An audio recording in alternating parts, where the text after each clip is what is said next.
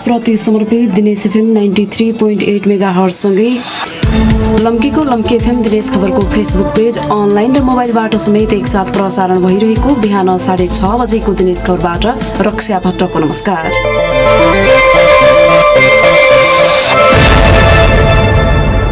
सुरु प्रसारणका प्रमुख खबरहरू। सुदूरपश्चिममा अभियानको दोस्रो दिन झण्डै 1350 स्वास्थ्यकर्मीलाई कोरोना भाइरस विरुद्धको खोप लगाइयो। 4 जनामा स्वास्थ्य समस्या देखियो, सामान्य उपचारपछि घर फर्किए। सरकारले वैज्ञानिक वन व्यवस्थापन कार्यक्रम खारेज गरेपछि सुदूरपश्चिमका वनमा काटिएका करोडौंको काठ अलपत्र, नीतिगत अन्योलताले व्यवस्थापनमा समस्या। धनगढीमा क्षेत्रीय शहरी विकास आयोजना अन्तर्गतका सडकको लम्बाई र चौडाई घटाएर ठेक्का लगाएको 8 महिनासम्म काम अघि बढेन, निर्माण सामग्रीको अभाव देखिएर पन्छिँदै। राष्ट्रिय विधि विज्ञान प्रयोगशालाद्वारा धनगढीमा शाखा विस्तार गर्दै सेवा सञ्चालन, अपराध अनुसन्धानमा सहयोग पुग्ने प्रहरी अधिकारीहरूको विश्वास। लागु औषध परीक्षण सुरु। र कोरोना कहरपछि कैलालीमा घरेलु उद्योग सञ्चालन हुने क्रममा वृद्धि। 6 महिनाको अवधिमा 1700 उद्योग दर्ता। जिल्लाभर सञ्चालित 10,000 उद्योगबाट झण्डै 65,000 जनाले रोजगारी पाएको दावी। सुदूरपश्चिम प्रदेशमा कोरोना भाइरस विरुद्धको खोप अभियानको दोस्रो दिन झण्डै 1350 स्वास्थ्यकर्मीलाई खोप लगाइएको छ।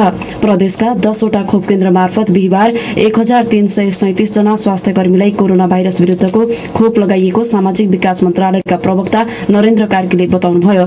कार्कीका अनुसार हिजो सेती प्रादेशिक अस्पताल खोप केन्द्र मार्फत 119 र टीकापुर अस्पतालबाट 120 जनाले खोप लगाएका छन्।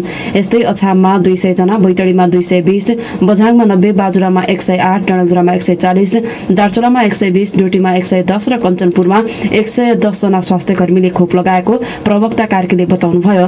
यो सँगै सुदूरपश्चिममा कोरोना भाइरस विरुद्ध पहिलो चरणको खोप लगाउने स्वास्थ्यकर्मीको संख्या 2419 पुगेको छ।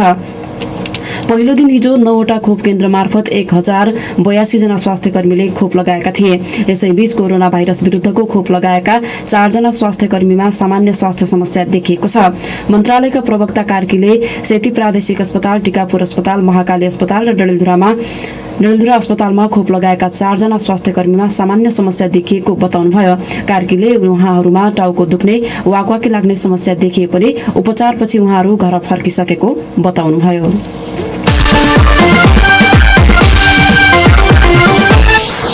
संघीय सरकारले वैज्ञानिक वन व्यवस्थापन कार्यक्रम खारेज गरिदिएपछि सुदूरपश्चिमका वनमा काटिएको करोडौं मूल्य बराबरको काठ व्यवस्थापनमा अन्योलता उत्पन्न भएको छ। कैलाली, कञ्चनपुर सहित सुदूरपश्चिमका 5 जिल्लाका वैज्ञानिक वन व्यवस्थापन कार्यक्रम लागू भएका वनमा कानूनी प्रक्रिया पुगाएर काटिएको काठको बिक्री, वितरण तथा लिलामी गर्ने विषयमा अन्योलता थपिएको हो। रुख कटान र काठ बिक्री वितरणमा रोक लगाएकै बेला कार्यक्रम नै खारेज भएपछि नीतिगत अन्योलताका कारण समस्या भएको वन कार्यालयहरूले बताएका छन्। अहिले कार्यक्रम लागू भएका जिल्लामा के कति काठ काटिएको छ भन्ने तथ्याङ्क संकलनको तयारी भइरहेकाले माथिल्लो निकायको निर्देशनको प्रतीक्षामा रहेको बताइएको छ। सुनौ सहकर्मी रोशन भट्टको रिपोर्ट। वैज्ञानिक वन व्यवस्थापन कार्यक्रम लागू भएका कञ्चनपुरका 8 वटा वनमा 73,091 क्युफिट काठ संकलन भएको छ।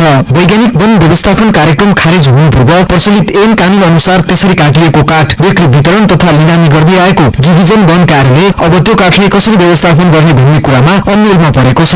डिभिजन वन कार्यालय कञ्चनपुरका सूचना अधिकारी शिवराज अवस्थी डाटा पठाउने हुँदा हामी डाटा त हामीले धेरैचोटि पठाइसक्यौँ। अनि अब त्यो समितिहरूलाई, समितिलाई अनि समिति, स्तरीय समिति, अरू विभाग, मन्त्रालय लगायत अख्तियारलाई समेत पठाइसकेको थियो। अब त्यो कार्यविधि नै खारिज गर्यो होइन, सरकारले कसरी गर्छ त्यो डाटा गइसकेपछि अब कार्यविधि नै खारिज गरिसकेपछि त्यो अनुसार अब अगाडि कार्यक्रम बन्द भएन। कैलालीको पहिलमानपुर डिभिजन अन्तर्गत रहेका 40 भन्दा बढी सामुदायिक वनमा पनि वैज्ञानिक वन व्यवस्थापन कार्यक्रम लागू भएर सोही अवधारणा अनुरूप रुख कटान गरिएका छन्। कार्यक्रम खारेज भएपछि भने त्यस क्षेत्रका वनमा झण्डै 4,000 रुख कटान गर्दा संकलन भएको 2,50,000 भन्दा बढी क्युफिट काठ व्यवस्थापनको विषयमा समस्या उत्पन्न भएको छ। डिभिजन वन कार्यालय धनगढी मातहतका सामुदायिक वनमा समेत वैज्ञानिक वन व्यवस्थापन कार्यक्रम लागू भएका कारण कार्य योजना अनुसार काठ काटिएको छ। अनि यो विवरण संकलनको काम थालेको वन डिभिजन कार्यालय धनगढीले काठ लिलामीको बारेमा भने स्पष्ट निर्देशन प्राप्त नभएको जनाएको छ। डिभिजन वन कार्यालय धनगढीका प्रमुख रामचन्द्र कडेल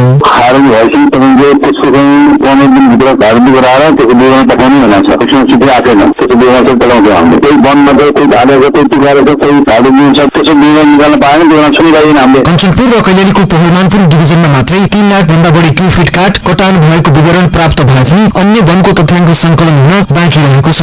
तर सबै वनमा करोडौंको मूल्य पर्ने काठ काटिएकाले वैज्ञानिक वन व्यवस्थापन कार्यक्रम नै खारिज गरेपछि अब कसरी लिलामी हुन्छ भन्ने चासो बढेको छ। तत्काल कुनै खालको कार्ययोजना नबनिसकेकाले ठूलो मात्राको काठ जंगलमै राखिएको छ। यदि त्यो काठ लामो समयसम्म जंगलमै राखेमा कुहिएर सड्ने जोखिम हुने भन्दै चिन्ता गरिएको छ। सुदूरपश्चिम वन निर्देशनालयका निर्देशक हिमराज विष्टको भनाई यस्तो छ। कतिपय सामुदायिक वनहरूमा कटान सहमति दिएको पनि कटान भएको छैन। कतिपय सामुदायिक वनहरूमा लडेको काठहरू पनि सङ्कलन हुन पाएको छैन, लडेकै छ। कतिपय किरा लगाएर बिग्रिरहेको छ। त्यो त अब एकदिन लग्न लिएपछि थाहा होला। कार्यहरू बन्छ अनि चक्का होला। यसो त हेर्नु अब तपाईँको जेठ 15 गते बेजस्ता समाचार आउँदैन भन्ने चिठी आएको संघीय मन्त्रालयबाट होइन। बेजस्ता समाचार भनेको जस्तो हो त्यस्तै छ। त्यसले गर्दा नापदान भएन। तर वन तथा वातावरण मन्त्रालयले काटिएका रुख र लिलामी गर्न बाँकी रहेको काठको विवरण पठाउन निर्देशन गरेकाले छिट्टै व्यवस्थापन सम्बन्धी नीति बन्ने विश्वास गरिएको छ। युनिसेफ 93.8 मेगाहर्जका लागि रोशन भट्ट, धनगढी। संघीय सरकारको क्षेत्रीय शहरी विकास आयोजना अन्तर्गत धनगढीमा निर्माण हुने सडकको काम अझै अघि बढ्न सकेको छैन। एसियाली विकास बैंकको ऋण सहयोगमा आयोजना अन्तर्गत छनौट भएका सडकको लम्बाई र चौडाई घटाएर ठेक्का लगाएको 8 महिना बित्दा समेत ती सडक पुरानै अवस्थामा रहेका छन्। स्वीकृत एस्टिमेट समेत संशोधन गरेर कुल 42 किलोमिटरका 23 सडकको लम्बाई र चौडाई घटाउँदै 7 वटा सडकको 10.244 किलोमिटर निर्माण गर्ने गरी भएको ठेक्का सम्झौता अनुसार कुनै पनि सडकमा कामले गति नलिएको हो। तर शहीद गेट, क्याम्पस गेट सडकमा नाली निर्माण भइरहे पनि काम भने सुस्त रहेको पाइएको छ। निर्माण व्यवसायी भने निर्माण सामग्रीको अभाव देखाएर पन्छिरहेका छन्। सुनौ सहकर्मी सरेन जैरूको रिपोर्ट। 21 दिनभित्रै काम शुरू गरेर 2 वर्षभित्र निर्माण सम्पन्न गर्ने गरी संघीय सरकारको शहरी विकास तथा भवन निर्माण विभाग, संघीय आयोजना कार्यान्वयन इकाइ धनगढी र कैलाली कन्स्ट्रक्सन बीच गत असारमा ठेक्का सम्झौता भएको थियो। एसियाली विकास बैंकको ऋण सहयोगमा सञ्चालन भएको संघीय सरकारको क्षेत्रीय शहरी विकास आयोजना अन्तर्गत धनगढीमा निर्माण हुने शहीद गेटदेखि क्याम्पस गेटसम्म सड़क सहितका 7 वटा सड़कको ठेक्का पाएको उक्त कम्पनीले सम्झौताको 8 महिना बित्दा समेत कामलाई गति दिन सकेको छैन। शहीद देखि क्याम्पस गेटसम्म सड़कमा भने नाली निर्माणको काम गरिरहे पनि गति नदिँदा नगरवासीले झनै शास्ति खेप्नु परेको गुनासो गर्ने गरेका छन्। धनगढीका स्थानीय प्रवीण कुस्मी सुरुमा यो काम गर्छन्, पछि अधुरो नै छोडिदिन्छन्। हाम्रो त्यहाँनिर त्यस्तै छ। हसनपुर पनि त्यस्तै छ। पिच बनाउँछु भनेर पुरा फोड्यो, पुरा त्यस्तै छोडिदियो, धुलोहरू उडिराख्छन्। अहिलेसम्म 1 वर्ष भयो, के भएको छैन। अब यहाँ पनि यस्तै हुने हो। 2-3 महिना काम गर्छन्, अधुरै हुन्छ, अनि फेरि बर्खा लाग्छ, हिलो बाटो हुन्छ, अनि त्यहाँ आवाज जावत पनि समस्या हुन्छ। क्षेत्रीय शहरी विकास आयोजना अन्तर्गत सुरुमा निर्धारण गरिएको 42 किलोमिटरबाट लम्बाई र चौडाई समेत घटाएर करिब 10.5 किलोमिटरको निर्माण गर्ने गरी सम्झौता भएको थियो। 21 दिनभित्र काम थाल्नुपर्ने निर्माण व्यवसायीले कामलाई गति नदिँदा ताकेता गर्नुपर्ने निकाय मूक दर्शक बनेको आरोप लागेको छ। तर संघीय आयोजना कार्यान्वयन इकाइ धनगढीका सूचना अधिकारी श्यामचन्द्र बुढाथोकीको भनाई भने यस्तो छ। 7 वटा मध्येमा हामीले यो शहीद गेट, क्याम्पस रोड त्यसको चाहिँ सुरु भएको छ अहिले होइन। एकैचोटि सबै ठाउँमा गर्दाखेरि तपाईँको सबै भनौँ न अब ट्राफिकहरू डाइभर्सन हुँदैन। तर अब अहिले तपाईँको शहीद गेटदेखि यता क्याम्पस गेट काम भइरहेको छ। त्यहाँको ट्राफिक त अहिले हाम्रो मेन बाटोबाट आइरहेको हुन्छ होइन। त्यहाँ तपाईँको ट्राफिक राम्रोसँग चल्ने भइसकेपछि यतापट्टि अहिले मेन रोडको काम सुरु हुन्छ। कालिका कन्स्ट्रक्सनले भने निर्माणको कामलाई गति दिन नसक्नुको प्रमुख कारण निर्माण सामग्रीको अभाव बताउने गरेको छ। स्थानीय तहले निर्माण सामग्री उत्खननको ठेक्का लगाउनमा गरिरहेको ढिलाइले काममा समेत प्रभाव परिरहेको बताउँदै कालिका कन्स्ट्रक्सनका प्रतिनिधि प्रकाश खरेल इक्विपमेन्टहरू हामीले चाहिँ नगरपालिका र अनि सम्बन्धित शहरी विकास आयोजनामा पत्राचार गरेका छौँ। अनि अहिले मान्छेले लोड गरेर मात्रै ट्याक्समा सामान लिएर आएर काम गरिरहेको अवस्था छ। अनि अब त्यो टिप्परमा सामान ल्याउनलाई चाहिँ अब कि स्टकको मेटेरियल ल्याउनु पर्यो। अब हामीसँग स्टक हुने कुरा भएन, खोलाबाटै ल्याउनु पर्ने हुन्छ। खोलाबाट ल्याउनलाई चाहिँ इक्विपमेन्ट छिराउन दिएको छैन। सायद 2-3 दिनभित्रमा उहाँहरूले इक्विपमेन्टहरू छिराउन दिने र अनि अबको 1 हप्तामा हाम्रो स्पिड अप दिने भनेर त्यही अनुसार सहमति भएको छ। एसियाली विकास ब्याङ्कको ऋण सहयोगमा सञ्चालन भएको आयोजना अन्तर्गत 2 वर्ष अवधि तोकिएका यी सडक निर्माणमा सुरुदेखि नै ढिला सुस्ती हुन थालेपछि निर्धारित समयमै काम नसकिँदा शास्ति खेप्नु पर्ने हो कि भन्ने चिन्ता नगरवासीमा पर्न थालेको छ। दिनेश एफएम 93.8 मेगाहर्ट्जका लागि सरेन जैरो धनगढी। सुदूरपश्चिममा 66 जनाको नमुना परीक्षण गर्दा थप 5 जनामा कोरोना भाइरसको संक्रमण पुष्टि भएको छ। सेती प्रादेशिक अस्पतालको प्रयोगशालामा र जिल्ला अस्पताल बझाङ प्रयोगशालामा गरिएको परीक्षणमा 5 जनामा संक्रमण पुष्टि भएको सामाजिक विकास मन्त्रालयका प्रवक्ता नरेन्द्र कार्कीले बताउनुभयो। जिल्ला अस्पताल बझाङमा 36 जनाको परीक्षण गर्दा 5 जनामा संक्रमण पुष्टि भएको हो भने सेती प्रादेशिक अस्पतालको प्रयोगशालामा परीक्षण गरिएका 30 जनाको रिपोर्ट नेगेटिभ आएको छ। यो सँगै सुदूरपश्चिममा कोरोना संक्रमितको संख्या 14,310 पुगेको छ।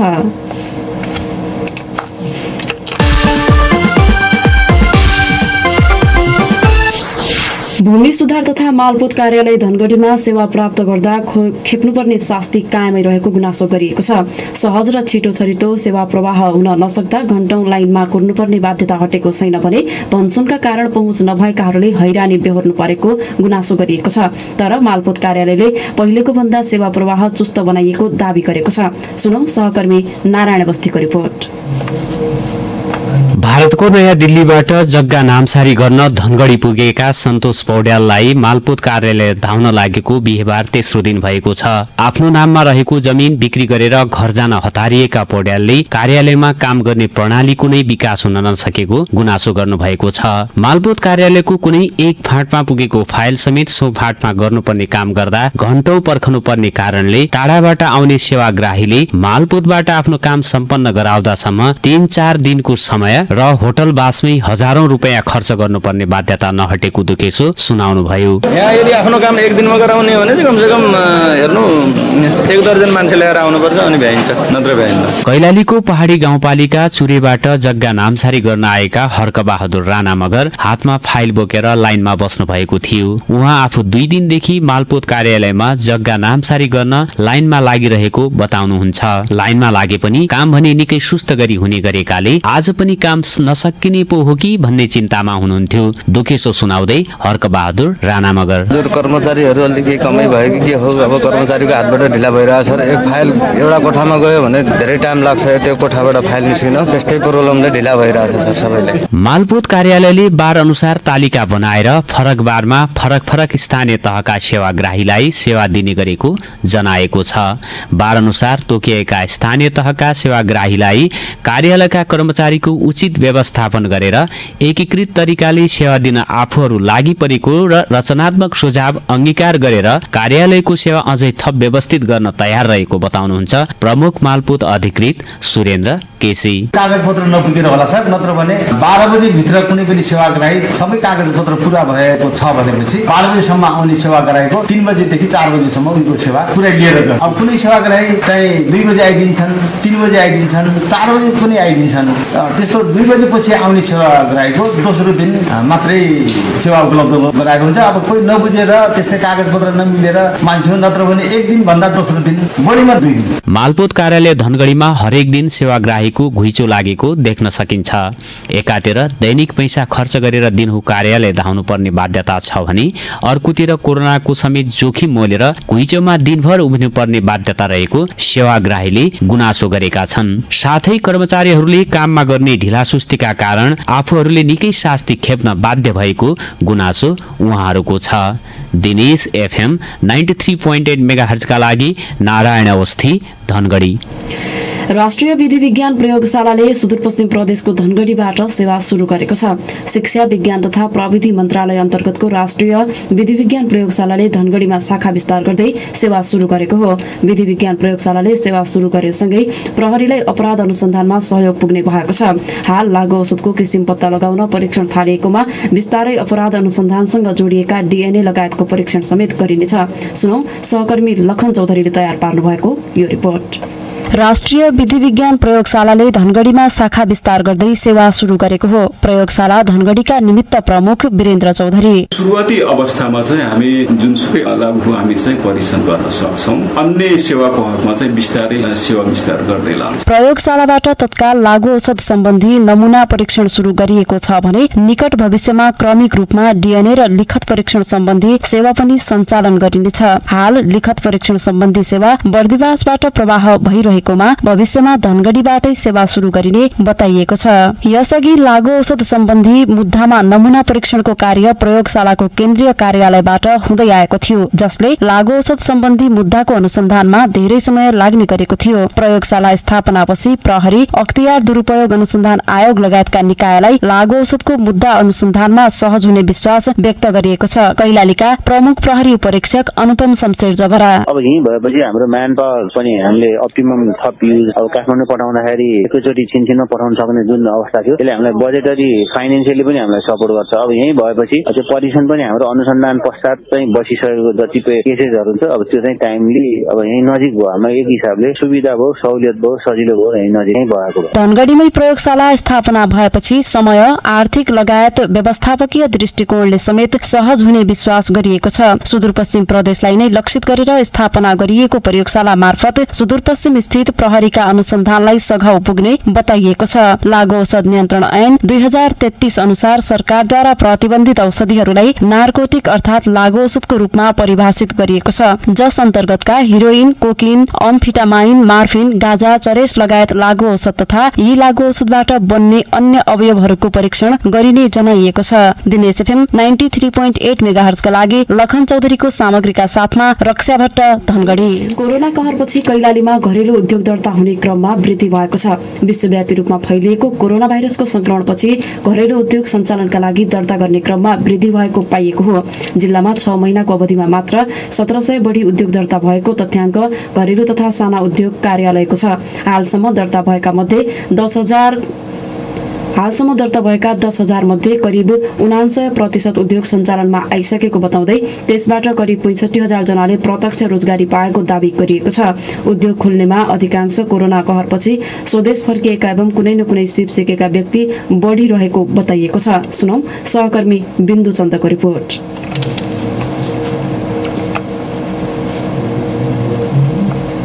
रोजगारीको सिलसिलामा साउदीमा रहनुभएका कैलालीको टिकापुरका राजकुमार तामाङ कोरोना कहरपछि मात्रै स्वदेश फर्किनु भएको थियो। 3 महिना अघि स्वदेश फर्किनु भएका तामाङ बुधबार घरेलु तथा साना उद्योग कार्यालयमा कृषि फार्म दर्ता गर्न पुग्नु भएको थियो। अब स्वदेशमै स्वरोजगारमूलक व्यवसाय गर्ने उद्देश्य राखेर नै उद्योग दर्ता गर्न पुगेको उहाँको भनाइ छ। अहिलेको कृषि फर्ममा त धेरै राम्रो छ नि, सरकारको अनुदानको पनि अब सम्भावना छ। अनुदानहरू पायो भने कृषि क्षेत्रमा राम्रो छ। जति हामी विदेशमा मेहनत गर्छौं त्यसको आधा मात्रै पनि मेहनत यदि गर्ने हो भने नेपालमा बसेर धेरै सम्भावना। तामाङ जस्तै घरेलु तथा साना उद्योग कार्यालयमा घरेलु उद्योग दर्ताका लागि अधिकांश युवाहरू पुग्ने गरेका छन्। अहिले दैनिक 40-50 वटा फार्महरू दर्ता हुने गरेकोमा अधिकांश कोरोना कहरबाट प्रभावित भई स्वदेश फर्किएका व्यक्ति हुने गरेको बताइएको छ। कोरोना महामारीपछि मात्रै कैलालीमा 1748 घरेलु उद्योग दर्ता भएका छन्, जबकि गत आर्थिक वर्ष 2076-77 मा जिल्लामा 1114 उद्योग मात्रै दर्ता भएका थिए भने अघिल्लो आर्थिक वर्ष 2075-76 मा 1234 उद्योग दर्ता भएको तथ्याङ्क छ।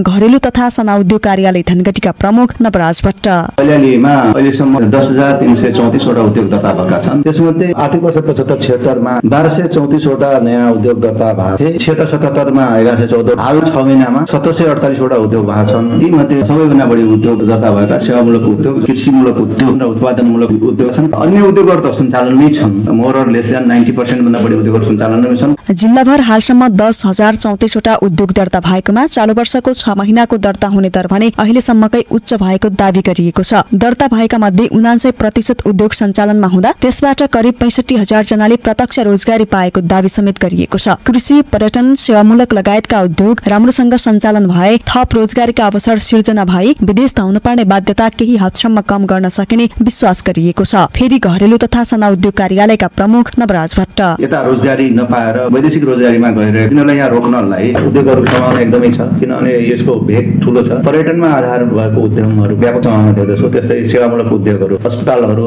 कलेजहरू अनि ठुल्ठुला फाँटहरू बाँझै छन्। त्यसमा चाहिँ तपाईँको कृषि तथा वन पैदावारमा आधारित उद्योगहरू गरे पनि एकदमै राम्रो। आफ्नो देशमा मात्रै जुन खपत नहुने वस्तुलाई चाहिँ बाहिर मात्रै पनि निर्यात गर्न सक्यो भने यहाँका व्यवसायहरूले राम्रो आमदानी गर्न सक्छन्। तर सरकारी अनुदान हत्याउनका लागि मात्रै उद्योग दर्ता गर्ने गलत प्रवृत्तिका कारण उद्योगलाई उत्पादनसँग जोड्ने चुनौतीपूर्ण हुने गरेको अनुभव कतिपय व्यक्तिहरूले सुनाउने गरेका छन्। दिनेश FM 93.8 मेगाहर्जका लागि बिन्दुचन्द धनगढी।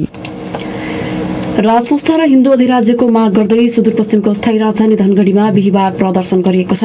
धर्म साझा, देश साझा र राजा साझा भन्ने आह्वानका साथ राजसंस्थाप्रति आस्थावान सुदूरपश्चिमवासीले धनगढीमा प्रदर्शन गरेका हुन्। धनगढीको बुद्ध चोकबाट सुरु भएको प्रदर्शनको क्रममा कार, मोटरसाइकल र पैदल र्याली निकालिएको थियो। र्यालीपछि आयोजित कोण सभालाई सम्बोधन गर्दै शिवसेना नेपालका राष्ट्रिय अध्यक्ष अनिल बाबा बस्नेतले हिन्दू अधिराज्य सहितको राजसंस्थाको पुनर्बहालीको माग गर्नुभयो। उहाँले राजसंस्था पुनर्बहालीले देशवासीको हित हुने भएकाले राजसंस्थाको पक्षमा उत्रिन आह्वान समेत गर्नुभएको छ। सभालाई अन्य वक्ताहरूले समेत सम्बोधन गर्दै राजसंस्था पुनर्बहालीको माग गरेका छन्।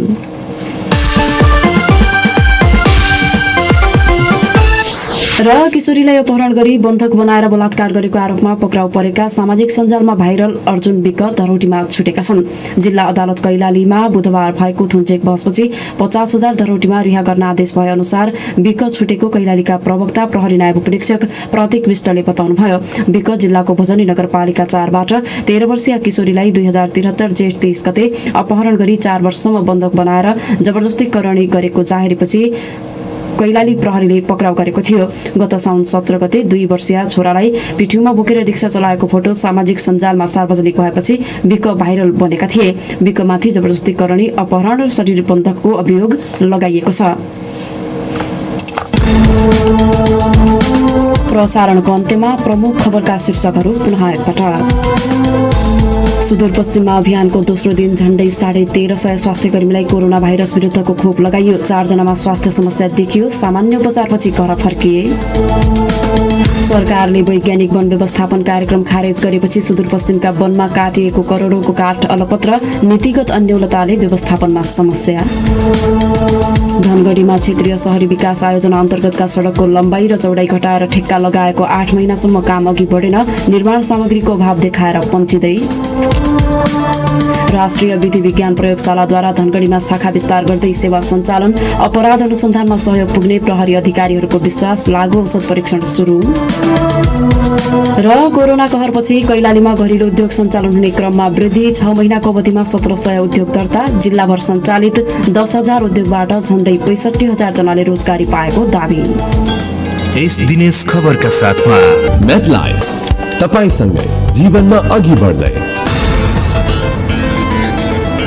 अवस्था दिनेश FM 93.8 मेगाहर्जसँगै लम्कीको लम्की FM अनलाइन र मोबाइलबाट समेत एकसाथ प्रसारण भइरहेको बिहान 6:30 बजेको दिनेश खबर सकियो। साँझ 6:30 बजे अर्को दिनेश खबर लिएर आउनेछौँ। तपाईँ भने दिनेश FM सुन्दै र दिनेशखबर.com पढ्दै गर्नुहोला। अहिलेलाई यो समाचार बुलेटिनबाट रक्षा भट्ट बिदा हुन्छु। नमस्कार।